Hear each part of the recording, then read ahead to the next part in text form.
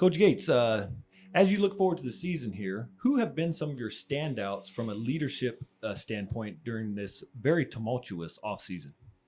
Yeah, so last year's team was very senior heavy, and I used to challenge the juniors to watch the leadership of that senior class. And I said they've got a lot to live up to, big shoes to fill, and they really have, especially in a year like this where it's been seasons on, the season's off, the season's postponed, and everything they've had to go through. So I really look. Our offensive line has been a big source of leadership.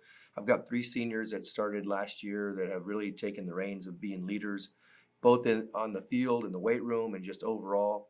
And I really like the senior leadership of Mike Rios. He's just steady. He not a big vocal guy, but he shows by example. Great, thanks for that. And so, from leadership, obviously, you need some good leadership, but at the same time, you're going to need some playmakers. So, when you think about playmakers and who you want to have the ball in their hand in crunch time, who are some names that jump out to you? Yeah, so we're going to do our best to get the ball to the playmakers, right? Every coach says that, but we really are. And a couple playmakers for us. Again, it starts with the offensive line, and those guys are going to make it work up front. It's going to be exciting to finally let those guys loose. We're going to try to get the ball a lot to Ryan Workentine, who's a junior that has a lot of potential. Came on the scene last year, and then Mike Rios is going to get a big chunk of it. And we've got a sophomore quarterback, Jacob Rocha, that I think is going to develop play by play. His learning growth is going to go out the roof. So it's going to be exciting to see those guys on the offensive side.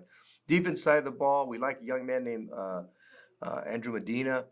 He's flying around hitting people. Juan Sanchez on the D line is going to be rock steady for us, and our secondary is senior heavy with Chris Sanchez and Mike Rios right there as well. All right, so to lead off the season, we got Hoover High School coming to Reedley tomorrow night, and they have already played a game. And my understanding was they had a scrimmage, and they played really tough in their scrimmage 2 weeks ago. But then last week they struggled handily against Madera. Can you talk a little bit about what you expect to see from Hoover? Yeah, you're exactly right. They've got a little bit more experience than we do thus far in this crazy season. So they scrimmaged Clovis North, which is a solid track team, and they played Madera. And with Madera, they did get beat. They do present some issues for us in their offense, but I think we've got enough film on them. Our coaches, my coaching staff is fantastic, so we've developed a pretty good game plan for them. And again, I'm going to be interested to see if anybody can stop our offensive line up front. So can't wait. It's finally here. Okay. All right. That's it. No more questions for Coach.